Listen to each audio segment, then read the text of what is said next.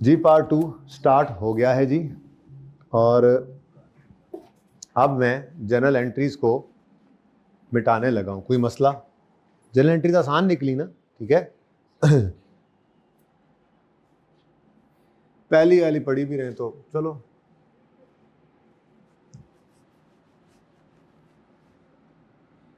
मिटा ही देते हैं, ज़्यादा अच्छा है। एंट्रीज के बगैर ही, मोहताजी के बगैर हम कभी बना लेना जी सब कुछ, एक्सट्रैक्ट्स वगैरह एवरीथिंग।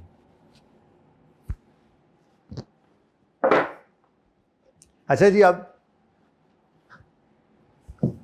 जर्नल एंट्रीज के लिए भी वर्किंग ज़रूरी है और एक्सट्रैक्ट्स के लिए भी वर्किंग ज़रूरी है और नोट के लिए भी वर्किंग ज़रूरी है। ठीक है, तो क्वेश्चन नंबर कौन सा था जी भाई? अगर यहां से लगाएं फिर तो सही है ना? इधर से ही लग रहा है, बार बार मूव ना करना पड़े, या इधर कर लें थोड़ा सा। Question number 1 page number 41। अब हमने लेस्सी की किताबें बनानी है, यानी लेस्सी का पीएनएल, लेस्सी की बैलेंस शीट। ठीक है, अब मैंने एंट्रीज गायब कर दी हैं। ठीक है, अब आप पहले मुझे बगैर एंट्रीज देखे जितनी डिस्कशन हुई है उनको सामने रखते हुए बताइए कि लेस्सी की इनकम स्टेटमेंट में इस सवाल को सामने रखते हुए बताएं रेलेवेंट क्या चीज है जो जाएगी पीएनएल के अंदर? इंटरेस्ट एक्सपेंस और डेप्रीसिएशन। Very good. अच्छा, और बैलेंस शीट में क्या नजर आएगा? Right of use asset non current assets में और लीज लाइबिलिटीज के अंदर। बस ये 4 चीजें हैं। तो आपने तो एक्सट्रैक्ट्स बना लिए, अच्छा हो गया ना, एंट्रीज छुप गई। एंट्रीज छुपा कर ही, मैं मोहताजी नहीं रखनी किसी चीज की। कोई एक चीज मांगेगा, वो एंट्रीज मांग सकता है सिर्फ, एक्सट्रैक्ट्स मांग सकता है सिर्फ, नोट मांग सकता है सिर्फ। ठीक है, तो अब जनरल एंट्रीज के बाद एक्सट्रैक्ट्स की तरफ आए। नाम क्या है भाई बिजनेस का? MTL. MTL statement of comprehensive income extracts, SOCI में लिख रहा हूं सिर्फ एक्सट्रैक्ट्स। और जाहिर है उसके अंदर भी सिर्फ पीएनएल वाला पोर्शन बन रहा है, OCI वाला भी कोई आइटम नहीं है। ठीक है, उसके बाद एमटीएल। अच्छा, ये फॉर द ईयर एंडेड बनता है। ठीक है जी, तो फॉर द ईयर एंडेड 31 दिसंबर 2011 लिख लेते हैं। 10 और 11 कंपैरिजन में आ जाएंगे फिर। ठीक है, ओके। उसके बाद MTL statement of financial position के एक्सट्रैक्ट्स बना लेते हैं, और ये बना करती है एज ऑन 31 दिसंबर 2011 बनाएंगे, 10 कंपैरेटिव में ही आ जाएगा। उसमें दोनों कहे हैं ना। अभी अभी आपने बताया कि बैलेंस शीट के अंदर क्या क्या आना है जी? नॉन करंट एसेट्स आने और लाइबिलिटीज का बता रहे थे। ठीक है जी, तो यहां पर फिर हम 1 बाय 1 को भी लिख ही लेते हैं। ठीक है, अब ये वर्किंग ही है आपके सामने, एंट्रीज पे कोई नजर न डाले प्लीज, डायरेक्ट। ठीक है, बल्कि आप लोग कुछ नहीं नोट कर रहे, मुझे पहले एक्सट्रैक्ट्स बनाने देंगे फिर आप बनाएंगे। डन? ठीक है, स्टॉप राइटिंग, पेन साइड पे रख लें। ये वर्किंग बस आपके सामने, बस ये वर्किंग 3 वर्किंग्स होनी है। ठीक है, इसके साथ वर्किंग 2 किसने लिखा यार? हैं? मैंने, मार्कर ने लिखा था ये चीज। अच्छा जी, अब सबसे पहले इस वर्किंग को देख के बताएं, पीएनएल के अंदर लेसी का सवाल हो, पीएनएल के अंदर क्या जाएगा? Interest expense. अब इसको पढ़ने का तरीका समझिए, क्योंकि ये सवाल एरियर का है, आसान है, एडवांस का थोड़ा मुश्किल होता है। ठीक है, पीएनएल के अंदर डेप्रीसिएशन जानी है और इंटरेस्ट एक्सपेंस जाना है। डेप्रीसिएशन आसान है तो पहले आसान नंबर पर्चे में लिया करेंगे। डेप्रीसिएशन एक्सपेंस कैसे निकालेंगे? राइट ऑफ यूज की कॉस्ट वर्किंग 3 से उठाएंगे, उसको फिलहाल तो कोई लाइफ एक होगी, फिलहाल एक ही लाइफ है, 4 से डिवाइड कर देंगे, डेप्रिसिएशन एक्सपेंस आ जाएगा। ठीक है, तो पीएनएल के अंदर डेप्रीसिएशन एक्सपेंस पहले लिख लेते हैं, ये आसान है इसलिए पहले लिख लेते हैं। तो डेप्रीसिएशन एक्सपेंस के लिए आपने क्या किया जी? 412 पकड़ा। ये वाला 412 पकड़ेंगे, नहीं ये वाला। इस सवाल में सेम है इसलिए कुछ दिन सेम ही चलना है, लेकिन जब एकदम से किसी वक्त में आईडीसी आना है, इंस्टॉलेशन आना है, पीवी ऑफ डिसमेंटलिंग आना है, तो हम ज़हनी तौर पे पहले ही तैयार होंगे, हमारे लिए कोई मसला होगा नहीं पहले दिन ही। इसलिए मैं इसके ऊपर जोर लगा रहा हूँ। एक लेक्चर की बजाय मैंने इसीलिए पूरा कर दिया, हाफ की बजाय ना पूरा कर दिया कि ये बातें पहले ही कर लें, बाद में फिर तंगी नहीं होगी इंशाल्लाह। ठीक है, अब 412 कहां से उठाया है? वर्किंग 3 से। ठीक है जी, और डिवाइड कर देंगे इसको 4 ईयर्स से। ठीक है जी, तो ये जनाब 2000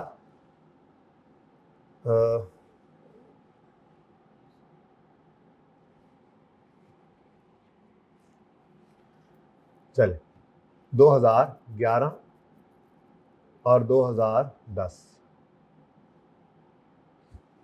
ठीक है, मार्कर अच्छे भले पड़े थे, एकदम गायब हो गए, कहां गए?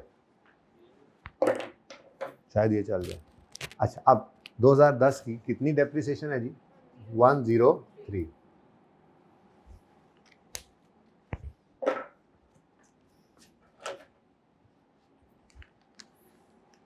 कह दो यार किसी को मार्कर। अच्छा, अब डेप्शन एक्सपेंस रिकॉर्ड हो गया, तो मैं तो कहता हूं दूसरा काम भी आसान है। कौन सा भला? बैलेंस शीट के अंदर राइट ऑफ यूज को लिखना। ये भी आसान है क्योंकि कॉस्ट भी गिवन, डेप्रिसिएशन भी निकल आई और बैलेंस शीट में एसेट नजर आता है बुक वैल्यू पे। ठीक है, तो यहाँ पे हमने आकर नॉन करंट एसेट्स में लिखा राइट ऑफ यूज एसेट। ठीक है, तो राइट ऑफ यूज एसेट के लिए, अच्छा वर्किंग ऐसे चल रही है, इसको भी ऐसे ही लिख लेते हैं। तो 412 वर्किंग नंबर 3 से उठाया, डिवाइड किया इसको 4 साल से। ठीक है जी, तो ये डेप्रिसिएशन एक्सपेंस आ गया। ओके, उसके बाद right of use asset, cost कितनी है? 400, वही 412 जो वर्किंग 3 से हमने उठाया हुआ है, लेकिन इसको बुक वैल्यू पे शो करना है। अक्यूमुलेटेड डेप्रिसिएशन माइनस करते हैं, वो एक ही साल की है, डायरेक्ट लिख दूं को मसला? तो यस नो, अच्छा -103, तो आंसर इज 309।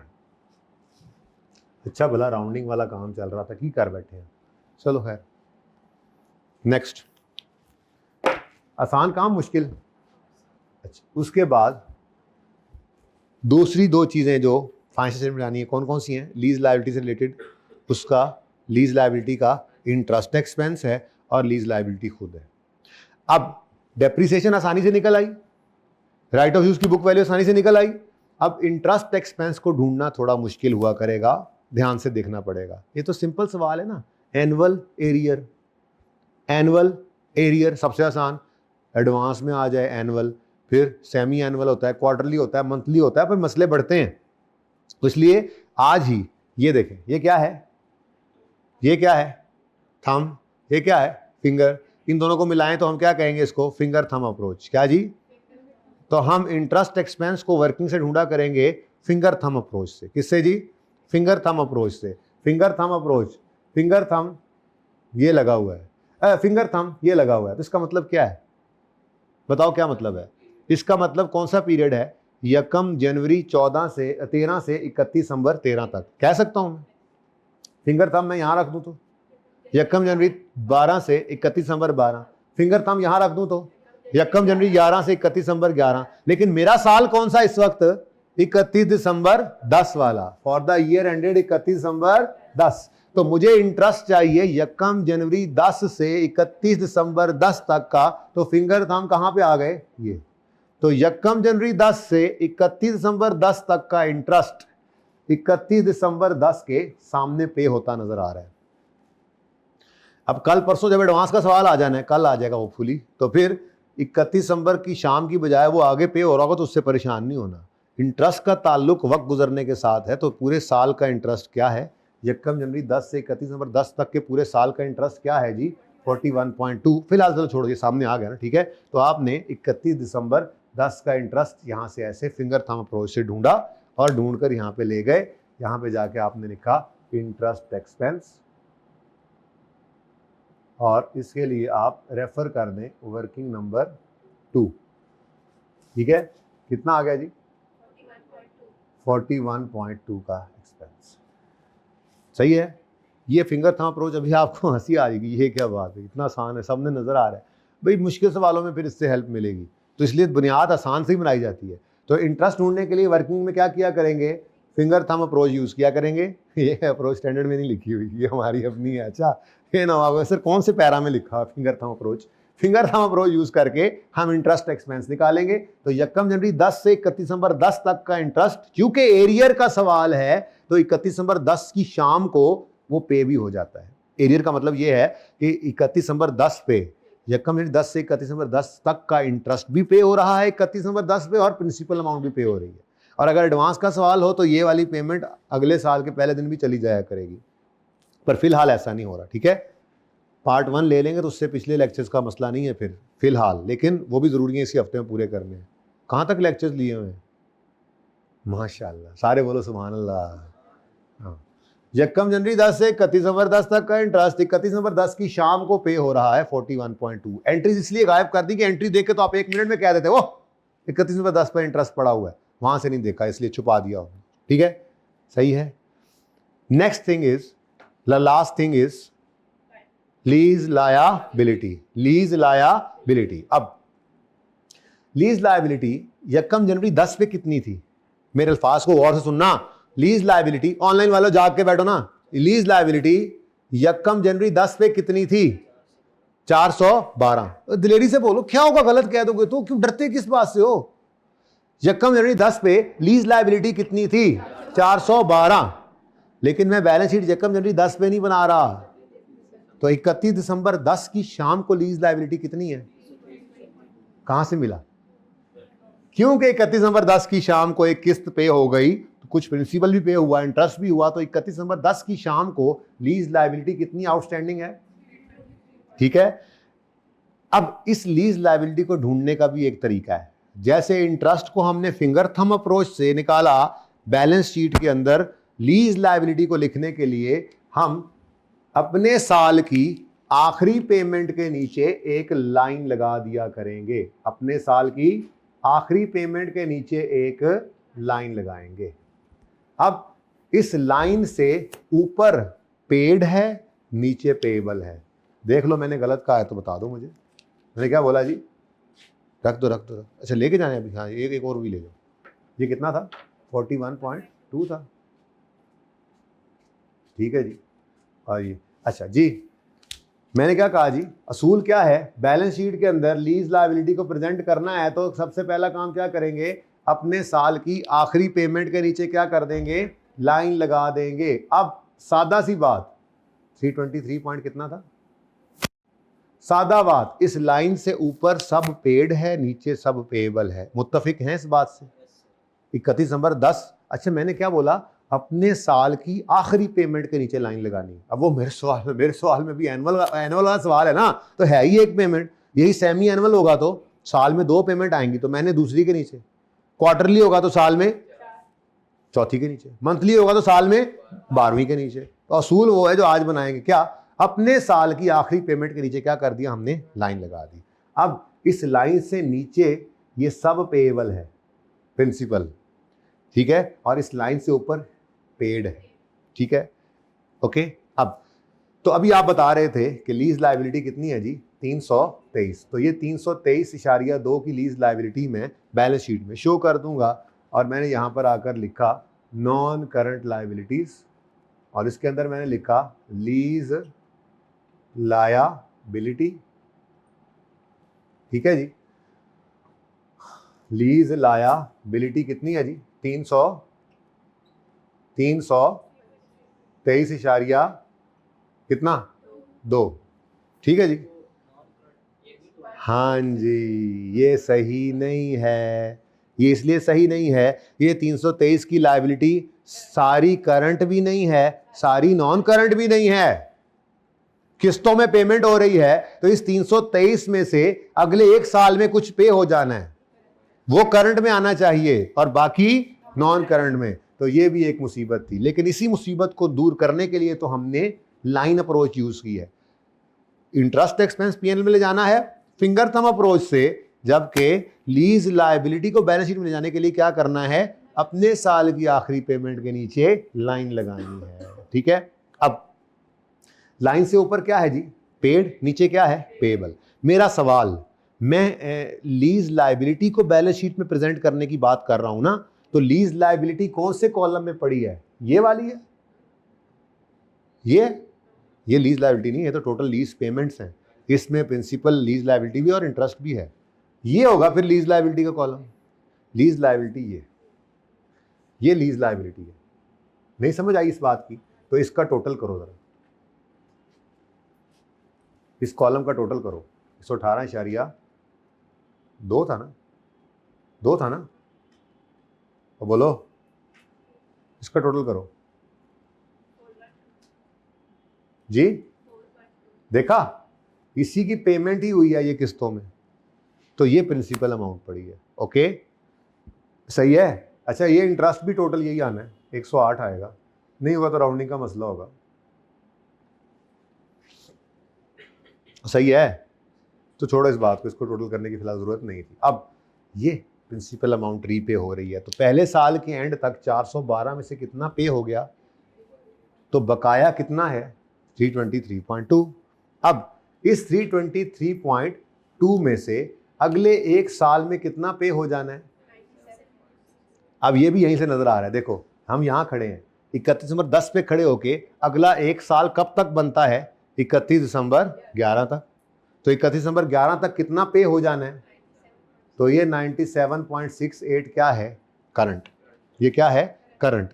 और जो अगले साल के एंड तक भी नहीं पे हो पाना, 31 दिसंबर 11 तक एक साल पूरा हो गया ना, तो उससे भी आगे जो जा रहा है वो कितना है, तो ये क्या कहलाएगा, नॉन करंट। अब इसको करने के कौन कौन से तरीके हैं देखिएगा। ऑप्शन 1, करंट नॉन करंट अलग करना है ना, तो हम क्या कर लें, हम करंट लायबिलिटीज में पहले क्या लिख लें, 97.68, और ये क्या आ गया जी, करंट मैच्योरिटी, अभी लिखता हूँ वहाँ पे, ठीक है। और नॉन करंट लायबिलिटीज में हम क्या करें, lease liability non current portion आना है, तो उसके लिए हम क्या कर लें, 107.44 प्लस 118.2 कितना आता है जी, हाँ 225.64, चलो खैर वो राउंडिंग का मसला हो गया होगा, ठीक है 225 कर दें, ओके 225.64, चलो जो भी है। अब एक ऑप्शन ये है, इसमें मैंने क्या किया, लाइन से ऊपर सब पेड था, नीचे सब पेएबल था, तो इसको मैंने कहा ये अगले एक साल में पे होना है और ये अगले एक साल में पे नहीं होना, ठीक है। दूसरा तरीका क्या है, ऑप्शन 2,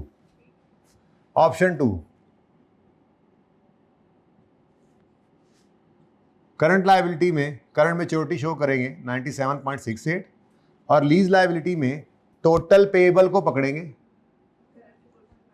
ये भी आप करके आए हुए बचपन में, 323 पॉइंट माइनस कितना आ गया, जो भी था, ठीक है। सही सही लिख दें, आप कर ही रहे हैं तो जी, 323.2 माइनस 97 पॉइंट कितना आ गया जी, 220, जो भी था वो थोड़ा राउंडिंग का डिफरेंस आ रहा है इंटरेस्ट की वजह से, ठीक है।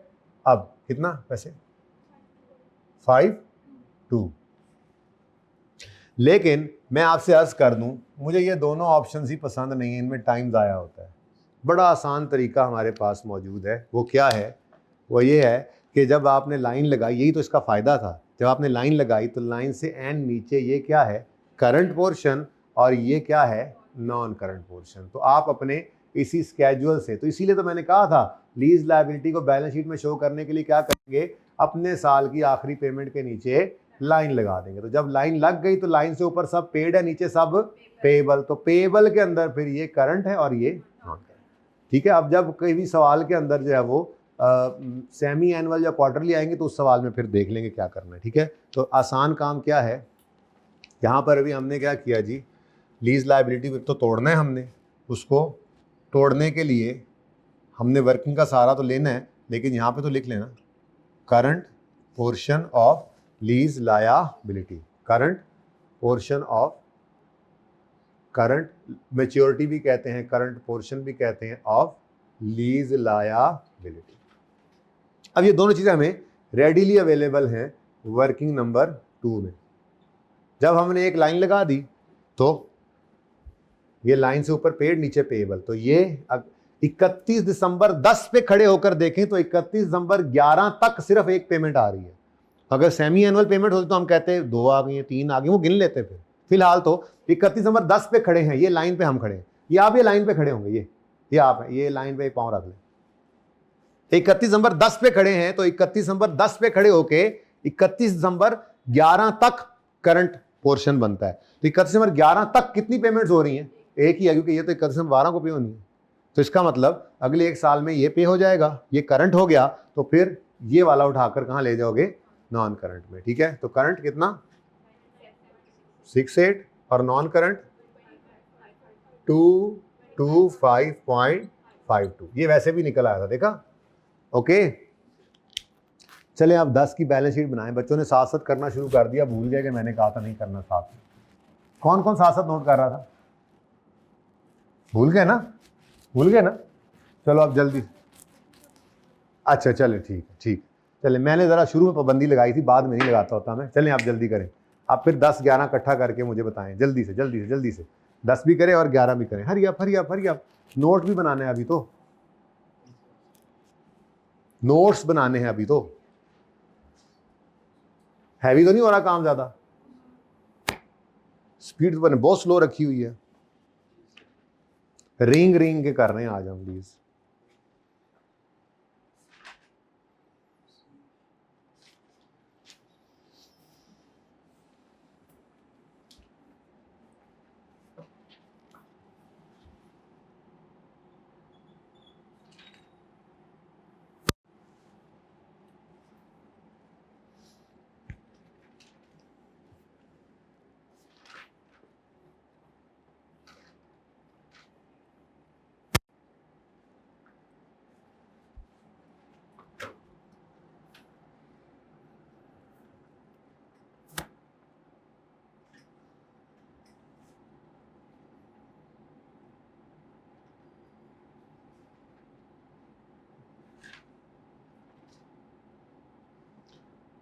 क्या डन?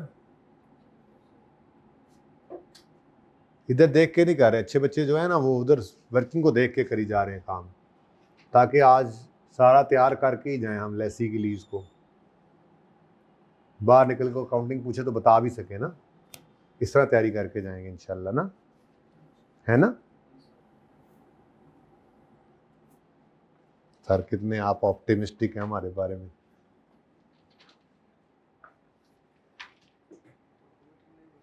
हाँ, समझ आ रहा है? तो ये वर्किंग तो ही पड़ी है, वो नोट तो बना लो, वो एक्सट्रैक्ट तो बना लो। इसकी समझ नहीं आ रही? अच्छा, फिर कर क्यों नहीं रहे हो? घर जाके करो, दिमाग में कर लिया है, पर्ची में दिमाग में करके आओगे, चेक करने का दिमाग खोलना पड़ेगा। कैलकुलेटर दो भाई को, शेयर करो, एक्स्ट्रा कैलकुलेटर लेके जाना है पर्चे में आपने, किसी का पेपर खराब हो जाए तो। हाँ जी, 2011 आ गया जी। सो आसान काम पहले करते हैं। आसान काम क्या है? डेप्रिसिएशन एक्सपेंस और राइट ऑफ यूज़ की बुक वैल्यू। तो स्ट्रेट लाइन मेथड है, तो वही दोबारा लिखने की ज़रूरत तो खैर नहीं थी, लेकिन चलो मैं लिख देता हूँ। ये स्ट्रेट लाइन मेथड है तो हर साल डेप्रिसिएशन सेम ही आती है। फिर राइट ऑफ यूज़ ने बुक वैल्यू पे नज़र आना है। ऑप्शन 1 क्या है? 412 माइनस 103 माइनस 103 लिख लो। और ऑप्शन 2 क्या है? 309 में से 103 माइनस करके लिख दो। दोनों तरह से सही है, कौन सा बेहतर है? चलो फिलहाल तो ये लिख दिया मैंने। Okay, cost minus accumulated depreciation कितना आ गया जी? 206। इंटरेस्ट के लिए फिंगर थंब अप्रोच, इंटरेस्ट के लिए फिंगर थंब अप्रोच वर्किंग पे लेके आनी है, फिंगर थंब अप्रोच। ठीक है, अब हमारा साल है 2011, 31 दिसंबर पे जो एंड हो रहा है, तो फिर हमें इंटरेस्ट चाहिए पूरे साल का, जो साल बनता है 1 जनवरी 11 से 31 दिसंबर 11। अब हमारे फिंगर थंब ढूंढेंगे जाके इस डेट को, तो 31 दिसंबर 10 से 31 दिसंबर 11, मतलब 1 जनवरी 11 ही बनता है ना, ठीक है। तो इस अरसे का इंटरेस्ट आपको, क्योंकि एरियर का सवाल है, तो 31 दिसंबर 11 के सामने ही नजर आ जाएगा। तो 32.32 इज द इंटरेस्ट एक्सपेंस, 32.32। जबकि बैलेंस शीट बनाने के लिए अपने साल की आखिरी पेमेंट के नीचे क्या करेंगे? अच्छा, अब मैं तो इस लाइन को मिटा सकता हूं, आप तो नहीं मिटा सकते, पर्चे में तो मिटाने की ज़रूरत भी नहीं है। हमें भी साज़ा कराम ने ऐसे ही सिखाया था, हम भी ऐसे ही करते थे, और पर्चे के अंदर वो एक लाइन लगी होगी, उससे अगली दूसरी लग जाएगी, मसला नहीं है, ठीक है। अब अपने साल, हमारा साल है 2011, तो 2011 की आखिरी पेमेंट के नीचे हमने क्या कर देना है जी? लाइन लगा देनी है। अब इस लाइन से ऊपर ऊपर सब पेड है और नीचे, अब नीचे पेएबल है, तो ये अगले एक साल 31 दिसंबर 11 पे खड़े हैं आप, ये आप लोग खड़े हैं, ठीक है। तो 31 दिसंबर 11 पे खड़े होके करंट पोर्शन 31 दिसंबर 12 तक की पेमेंट होगी ना, तो 31 दिसंबर 11 पे खड़े होके 31 दिसंबर 12 तक एक ही पेमेंट हो रही है, ये करंट बन जाएगी और ये आपका नॉन करंट पोर्शन बन जाएगा। तो 107.44 और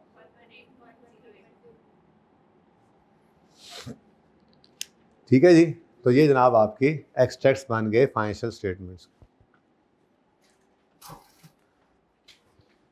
पार्ट 2 तो शुरू हुआ है ना भाई।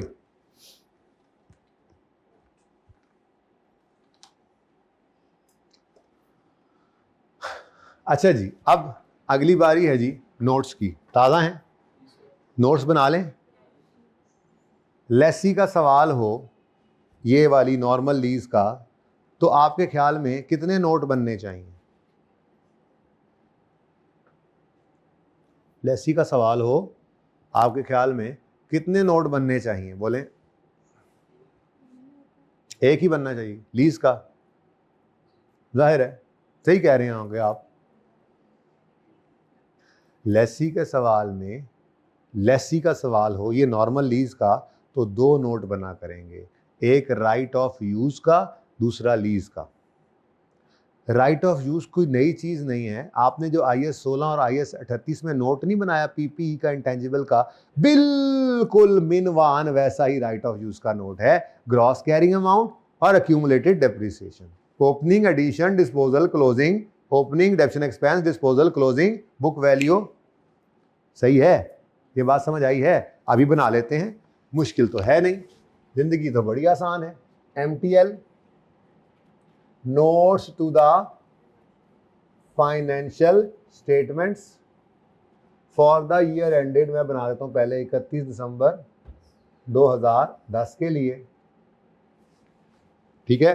तो नोट, कोई ऐसी नोट नंबर 5 कर दें, ठीक है। राइट ऑफ यूज,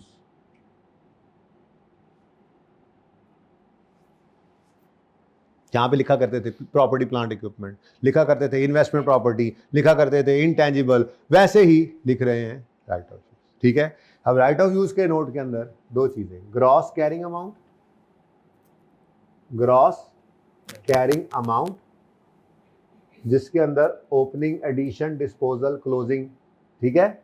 लेकिन मैं डिस्पोजल है कोई नहीं, इसलिए लिखूंगा भी कोई नहीं, तो ओपनिंग बैलेंस, एडिशन ताकि मेरे दूसरे नोट की जगह बन जाए ना, और क्लोजिंग,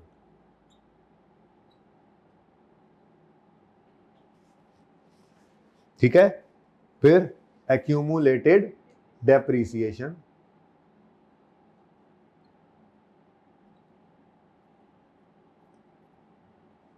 जी, ओपनिंग एक्यूमुलेटेड डेप्रिसिएशन आ जाएगी और depreciation expense for the year आ जाएगा। डिस्पोजल है नहीं तो मैं नहीं लिख रहा, तो ओपनिंग बैलेंस आ गया, depreciation expense for the year आ गया और क्लोजिंग बैलेंस आ गया।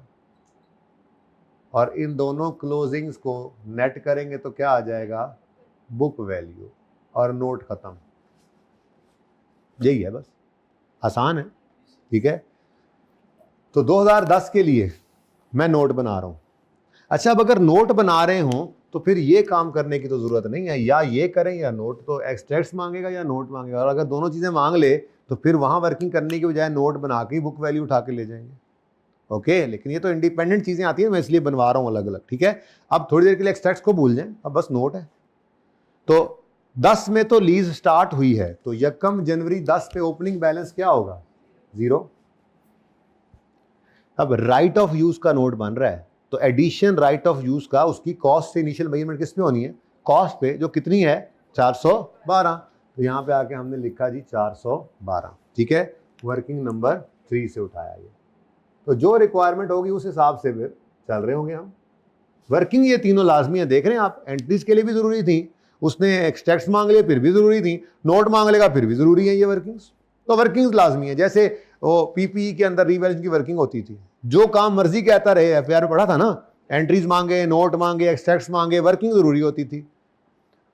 सिर्फ लीज का सवाल नहीं, आगे IAS 12 में इसने मिक्स होना है, फाइनल अकाउंट में इसकी एडजस्टमेंट आ सकती है अगर आए तो जहां पे भी आपने इस लीज के सवाल को करना होगा, किसी भी रिक्वायरमेंट के हिसाब से ये वर्किंग जरूरी हुआ करेगी।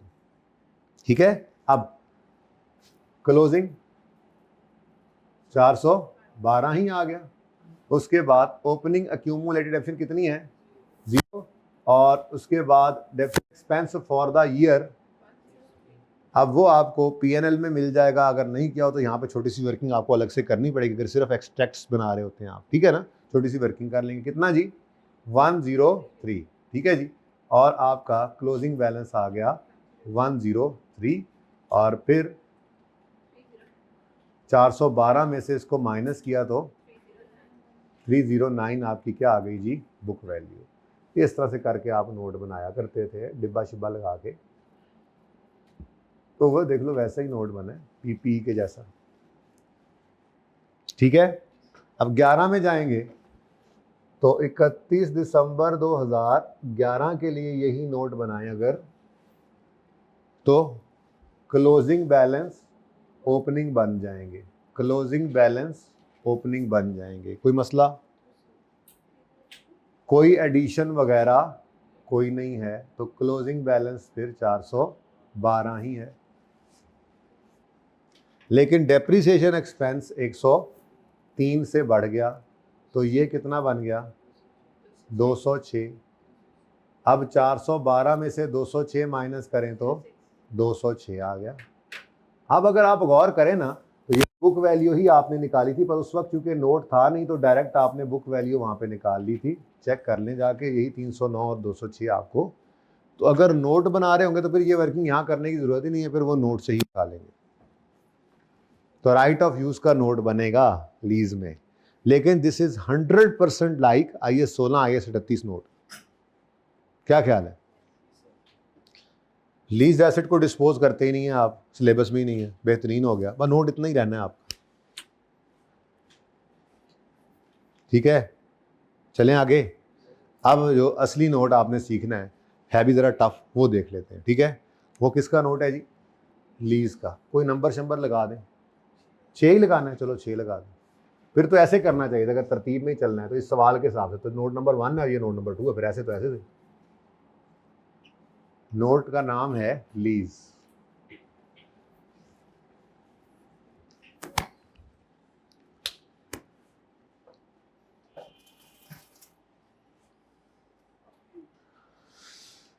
अच्छा जी, अब सबसे पहले आपने को थोड़ी सी अंग्रेजी लिखनी है। ठीक है, 2.1। ये भी बड़ा अजीब एक तजर्बा रहा मेरे साथ। मैं यहाँ पर पहले दफ़ा अंग्रेजी लिख दी, उसके बाद मैं कहता था बच्चों अंग्रेजी लिखनी हो, यहाँ पे लिख देता था इंग्लिश। सवाल नोट बनाते हैं ना, क्लास के अंदर बनाते हैं इंग्लिश और आगे फिर नोट। तो मैंने टेस्ट के अंदर उसके बाद जो टेस्ट क्लास में आया उसमें देखा कि बच्चों ने बाकायदा नोट में ऐसे ही लिखा हुआ था इंग्लिश। इंग्लिश नहीं लिखनी, आपने थोड़ी सी अंग्रेजी लिख कर बताना है। ठीक है, तो लिखो the company has entered into a lease agreement as a lessee. क्या देखो, इधर लाओ पहले भाई, इधर लाओ। इसी में से ही 2-4 बातें बस उठा के लिख दें, हमारी कार्रवाई पूरी हो जाएगी। पूरा सवाल लिखने की जरूरत नहीं है। ठीक है, ऐसे 2-4 बातें। Company has entered into a lease agreement as a lessee, lease term is 4 years and rentals are payable annually in advance in arrear. ठीक है, the company has entered into a lease agreement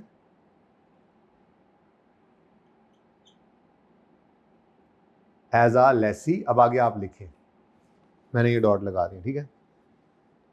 company has entered into a lease agreement, चलो थोड़ा सा लिख दो, as a lessee full stop, lease term is 4 years and rentals are payable annually in advance, arrear, annually in arrear, जो भी होगा सवाल में लिख दिया। अब वैसे इम्प्लिसिट रेट भी रह गया, कहने वाले कहेंगे हम वो भी लिख दें, तो लिख लें एक आधी लाइन और, इम्प्लिसिट रेट इज कितने परसेंट था, 10%, कोई मसला नहीं। ऐसे 2-4 लाइनें लिखनी है, थोड़ा जनरल डिस्क्रिप्शन देनी है लीज की। डन हो गया। नंबर 2, इसके अंदर जो नोट होगा उसका नाम है, असल में नोट ये है, मैच्योरिटी एनालिसिस। क्या जी? मुश्किल सी चीज लिखने लगा हूं, मैच्योरिटी। काम मुश्किल नहीं है, नाम मुश्किल है बस। मैच्योरिटी एनालिसिस, इसमें क्या लिखना होता है, हमने क्या लेना होता है जी? Contractual undiscounted cash flows, contractual undiscounted cash flows. अब मुझे बताओ, ये 3 चीजें हैं, जरा देखें सारे, प्लीज तवज्जो दीजिएगा, 1 मिनट, बड़ी अहम बात कर रहा हूं। बैलेंस शीट के अंदर लीज लायबिलिटी लिखने के लिए हमने कौन सा कॉलम यूज किया था? प्रिंसिपल का, ठीक है, क्योंकि लीज लायबिलिटी क्या है, वो प्रिंसिपल अमाउंट ही तो है, ठीक है। अब हम आए हैं नोट पे, और नोट के अंदर क्या कहा जा रहा है? अनडिस्काउंटेड कैश फ्लोज के को मैच्योरिटी एनालिसिस दिखाना है। किसकी जी? अनडिस्काउंटेड कैश फ्लोज की। अब इंपॉर्टेंट बात है ये, ठीक है। मुझे बताइए, ये 3 चीजें हैं, इंस्टॉलमेंट, प्रिंसिपल, इंटरेस्ट, ठीक है। इनमें से प्रिंसिपल क्या है?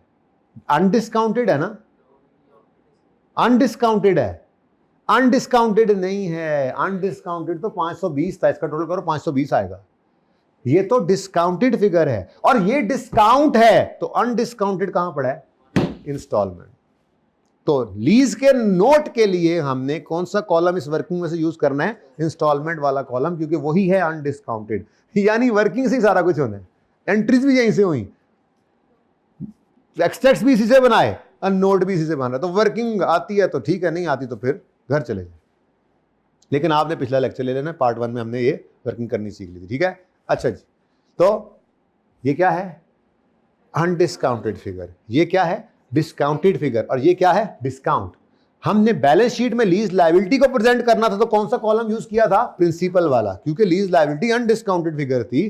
जबकि नोट के अंदर हमने क्या शो करना है? मैच्योरिटी एनालिसिस, जो कि अनडिस्काउंटेड कैश फ्लोज का मैच्योरिटी एनालिसिस होता है। तो कौन सा कॉलम यूज करना है?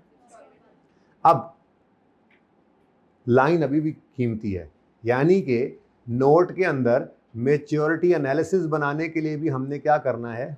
अपने साल की आखिरी पेमेंट के नीचे लाइन लगानी है। अपने साल की आखिरी पेमेंट के नीचे लाइन लगानी है। तो ये जनाब, अपने साल की आखिरी पेमेंट के नीचे हमने लाइन लगा दी। लेकिन अब कॉलम कौन सा लेना है? इंस्टॉलमेंट वाला। अब क्या करेंगे जी? हम यहां पे खड़े होकर कहेंगे, अब ये देखो, इससे ऊपर पेड है, नीचे पेएबल। असल में ना, इस नोट के अंदर हम अपने यूजर को इस चीज के ऊपर तैयार कर रहे होते हैं जहनी तौर पर, कि ये इतने इतने कैश आउटफ्लोज होने हैं टोटल, अगले 1 साल में इतने, 1 साल के बाद 2 साल के अंदर इतने, 2 साल के बाद 3 साल के अंदर इतने, ठीक है। तो यहां पे खड़े हैं हम। ये जो आप है ना, आप बड़े तेज हैं, ये जो आप ऐसे करके ना, ये टांग आपने तो रखी होती है, ये ऐसे कर 31 नंबर 10 पे आप खड़े हैं, ठीक है। 31 नंबर 10 पे खड़े होकर 1 साल के अंदर अंदर कितना अनडिस्काउंटेड कैश फ्लो जाना है, यानी टोटल क्या कैश आउटफ्लो होना है? 130, ठीक है। तो इसको हम कहेंगे लेस देन 1 ईयर। क्या कहेंगे जी? यहां पे मैं 11 के लिए भी बना लेंगे, फिलहाल तो मैं 10 के लिए बना रहा हूं। तो जरा सोचें इसको। मैंने क्या कहा है कि आपने टोटल अमाउंट जहनी तौर पे तैयार करना है। पहले सोच लेना थोड़ा सा तो अच्छा होता है, उधर वर्किंग को देखें। आपने जहनी तौर पे तैयार 31 नंबर 10 पे खड़े हैं तो 130 पे हो चुका है। अब जो बाकी का रहता है उसके लिए आपने अपने यूजर को जहनी तौर पे तैयार करना है कि अगले 1 साल के अंदर कितना पे होना है, 1 साल के बाद 2 साल के अंदर कितना पे होना है, 2 साल के बाद 3 साल के अंदर कितना पे होना है। ठीक है, तो इसका बहुत सादा सा एक तरीका है प्रेजेंट करने का, और वो क्या है, यहां पे आप लिखेंगे जी लेस देन 1 ईयर। अभी हम कहां खड़े हैं, मैं 10 का नोट बना रहा हूं, इसको जरा साइड पे ही कर दो फिलहाल, ऐसी जरा कंफ्यूज कर रहा है आपको। ठीक है, 31 नंबर 10 सॉरी, तो 31 नंबर 10 पे हम खड़े हैं और यहां खड़े होकर हम क्या कह रहे हैं, अगले 1 साल के अंदर लेस देन 1 ईयर कितना पे करना पड़ेगा यूजर। तो यहां पे क्या लिखा जी 130। ठीक है, उसके बाद 1 साल के बाद लेकिन 2 साल के अंदर अंदर, लेस देन 1 साल के अंदर अंदर, फिर 1 to 2 1 साल के बाद। आई कैप ने इसको बड़े मुश्किल तरीके से लिखा हुआ है, less than 2 but more than 1। हम सादा कर लेते हैं इसको 1 to 2 ईयर्स। क्या करेंगे यहां पे 1 to 2 ईयर्स, लेकिन इसको बोलना ऐसे, बोल हम ऐसे रहे कि 1 साल के अंदर अंदर कितना पे करना है। यहां खड़े हैं ना, ये आप टांग तो चेक करें अपनी, आप यहां खड़े हैं तो यहां खड़े होके 1 साल के अंदर अंदर, 1 साल के बाद लेकिन 2 साल के अंदर अंदर, 2 साल के बाद लेकिन 3 साल के अंदर अंदर, तो less than 1 year, 1 to 2 year और 2 to जी। तो टोटल क्या आ गया, हाँ 390 टोटल। ये आपने अपने यूजर को ज़हनी तौर पे तैयार किया कि अगले 3 साल में इस तरह से ये कैश फ्लोज, कैश आउटफ्लो। बड़ा मुश्किल था ना ये नोट, तो मुश्किल है ही कुछ नहीं। अब ये कल बात करूंगा, ये बैंड मैक्सिमम कहां तक जा सकते हैं। ठीक है, ये तो नहीं कि 50 साल की लीज है तो 50 साल आप ऐसे करके लिख रहे होंगे, तो एक हद तक ही हम जाएंगे, उसके बाद फिर मोर देन ऐसे 5 ईयर्स तक जाते हैं। आई कैप वैसे 2 ऑप्शन देता है, वो बात कर लेंगे बाद में। फिलहाल सादा बात, मैच्योरिटी एनालिसिस। ठीक है, तो लेसी का सवाल होगा, 2 नोट बनेंगे। Number 1 right of use just like IS 16 PP। Number 2 lease, उसके अंदर पहला अंग्रेजी थोड़ी सी, और दूसरा मैच्योरिटी एनालिसिस, जिसमें क्या बताना है आपने, कॉन्ट्रेक्चुअल अनडिस्काउंटेड कैश फ्लोज। ठीक है, अब कैश फ्लोज इनफ्लोज भी हो सकते हैं, वो लेसर के लिए, आउटफ्लोज होंगे लेसी के लिए। इसको आप लीज पेमेंट भी लिख सकते हैं, कॉन्ट्रेक्चुअल अनडिस्काउंटेड लीज पेमेंट भी लिख सकते थे, लेकिन मैंने वो लफ्ज इस्तेमाल कर लिया कि कल को लेसर के नोट में जाएंगे तो इसी जैसा एक नोट बनेगा, वहां मैच्योरिटी एनालिसिस बनाएंगे तो वो कैश इनफ्लोज बन जाएंगे, इसके कैश आउटफ्लोज है, मसला क्या। ठीक है, अब 2011 के लिए अगर आप यही नोट बनाएं तो क्या करेंगे, ये आप खड़े हैं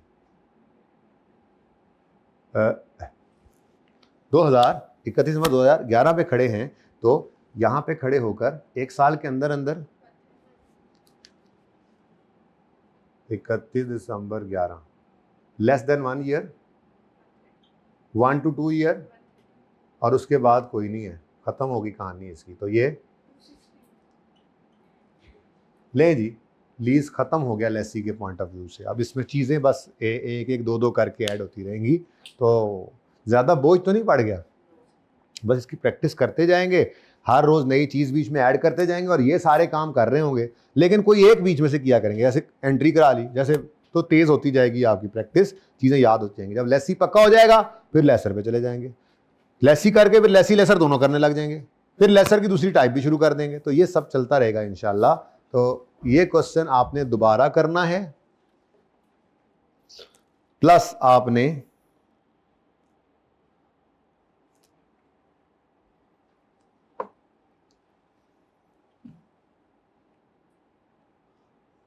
टू क्वेश्चन कर लें हैं। मैच नहीं देखा यार मैंने आजकल, बस बहुत दिल तोड़ दिया उन्होंने इस दफा। वैसे कब है, किसके साथ है, और PSL शुरू आए यानी पहले पहले घर टुर जाइए, नहीं तो रश पै जाना है सड़कों पे हैं। हमारा तो एरिया भी यही है ना सारा। जी बेटा कोई क्वेश्चन तो नहीं है? एक क्वेश्चन 2 फिर होमवर्क में कर लोगे, लेकिन सिर्फ लीज अमाउंट स्केड्यूल तक नहीं रुकना आपने। यकम जनवरी 11 पे लीज हुई है, 5 साल की हुई है, एनुअल रेंटल है, इन एरियर हैं और फेयर वैल्यू को इग्नोर करना है, इम्प्लिसिट रेट 16% है, आपने एक्सट्रैक्ट्स तक नोट तक चले जाना है आप, ठीक है।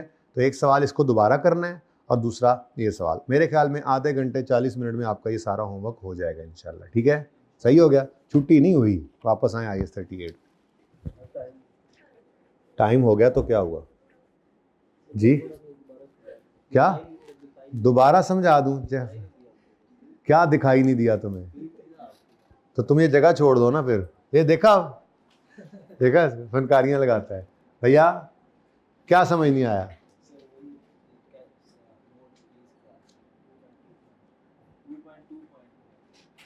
ये हमने ये 31 नंबर 10 का नोट बना रहे होगा तो 31 नंबर 10 पे खड़े होके अपने यूजर को ज़हनी तौर पे तैयार करना है कि अगले 3 साल में कितने कितने टोटल कैश आउटफ्लोज होने हैं।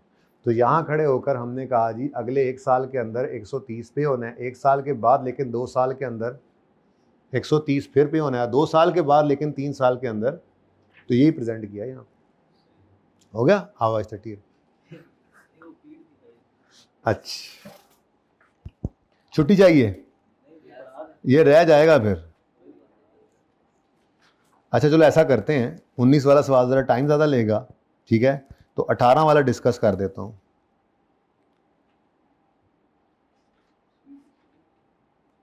18 नहीं, वो कौन सा था यार? कंसोलिडेशन का अपना चैप्टर है, लेकिन कंसोलिडेशन में जाकर फिर इंटेंजिबल एक्वायर जब होते हैं तो उसकी ट्रीटमेंट सीख लेंगे। तो इसमें 4 सवाल ऐसे पड़े हैं जिसमें कंसोलिडेशन है, तो देखूंगा मैं, मेरा दिल तो यही कर रहा है कि इस दफ़ा उनको ना कराएं, पहले करवा दिया जाता है फिर बाद में आते हैं दोबारा। तो यूँ कर लेंगे, जब कंसोलिडेशन कर लेंगे तो IAS 38 के वो 2 सवाल आके कर लेंगे, ज़्यादा अच्छा लगता है फिर। एक तो IAS 38 भूल रहा होगा, रिवाइज हो जाएगा, ठीक है।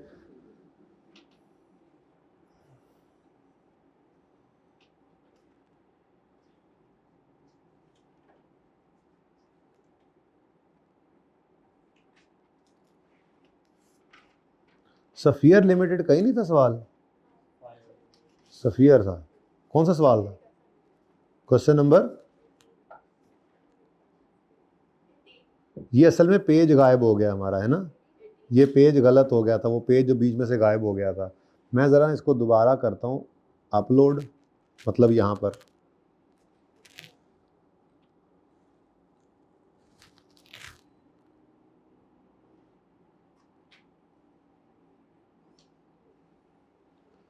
वो असल में सवाल आगे पीछे हो गया, वो एक पेज पर यहाँ से निकाल के ना मैं उधर ले जाऊँगा, ठीक है ना, वो कहीं गायब हो गया था ना कल, याद है? अब बताओ पेज नंबर कौन सा है? छुट्टी देता हूँ बस अभी 2 मिनट में, ठीक है भाई, ये सवाल छोटा सा कर ले। Page number 10 107,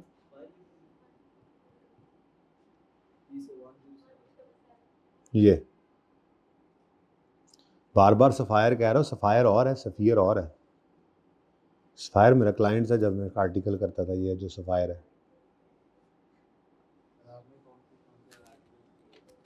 stock and company से।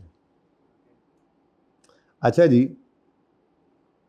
Following transaction pertains to sapphire limited for the year 30 June 2022। Requirement है डिस्कस हाउ अबव ट्रांजेक्शन, और यार डिस्कस तो आप ही करेंगे, हाउ अबव ट्रांजेक्शन डेल्ट, ठीक है जी। अब ऑन यकम जुलाई 2021 SL acquired a license against cash consideration of 50 million. कितनी देर की रिकॉर्डिंग हो गई है ज़रा?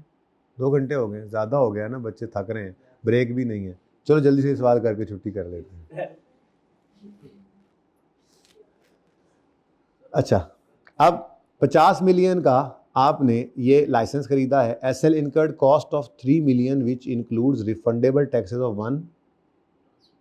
इसका मतलब 3 मिलियन में रिफंडेबल टैक्स 1 पड़ा है तो फिर आपने 50 जमा 2 करना है, ये कैपिटलाइज करने के लिए 52 यूज़ होगा, क्योंकि आपको पता होना चाहिए रिफंडेबल टैक्सेस को एसेट की कॉस्ट में ऐड नहीं किया जाता। डन हो गया।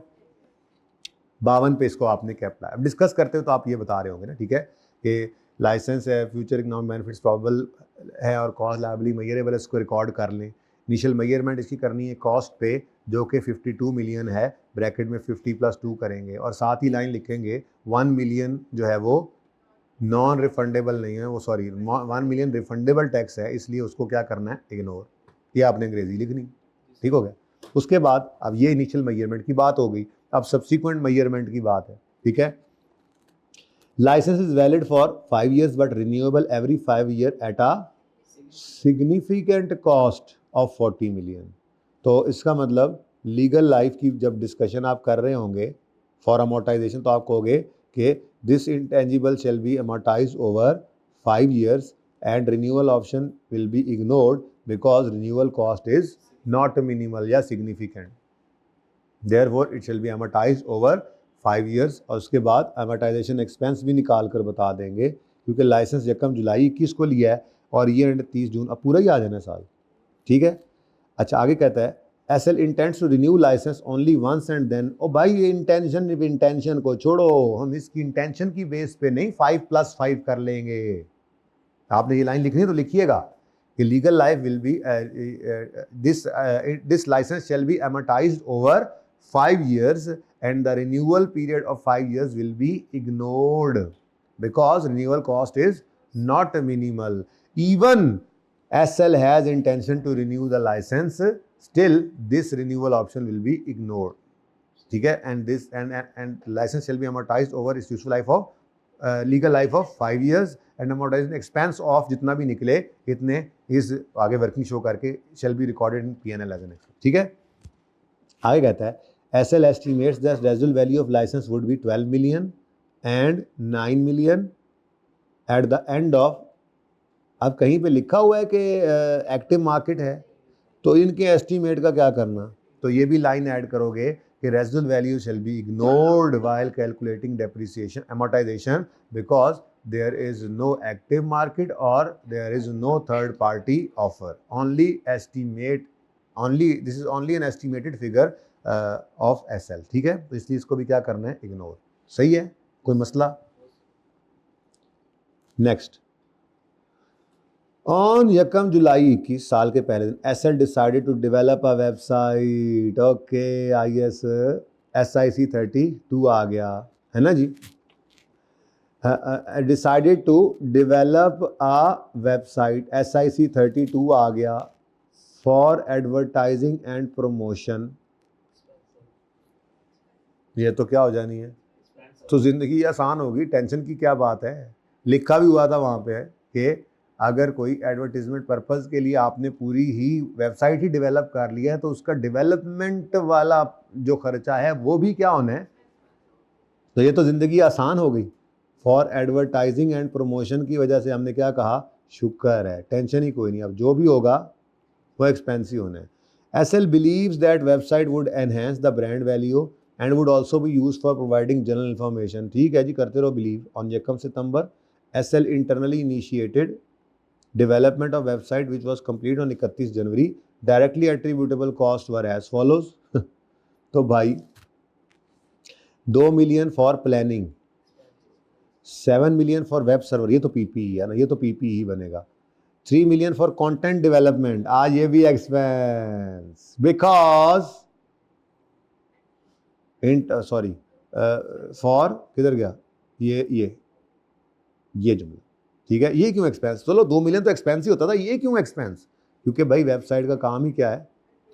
फिर 1 million for annual web hosting fee, लेकिन ये है तो एक्सपेंस ही, पर इसमें थोड़ा सा मसला क्या आना है, इसमें प्री पेमेंट आ जाएगी, ठीक है। तो इसकी थोड़ी सी बात जो है वो कर लेते हैं। तो 1 जुलाई 2000, चलो यहाँ से आगे कल बात करेंगे, अब शक्लें ना बनाओ, ठीक है। इसमें सिर्फ क्या होना है पता है, ये 1 मिलियन जो है ये पूरा एक्सपेंस नहीं बनना, पूरा एसेट भी नहीं बनना, प्री पेमेंट आ जाएगी, ठीक है। तो ये थोड़ी सी बात बस इसकी रह गई है, ये अब कल कर लेंगे। जाओ, go and kill the waves, मौजे मारो, ठीक है। अल्लाह हाफिज़।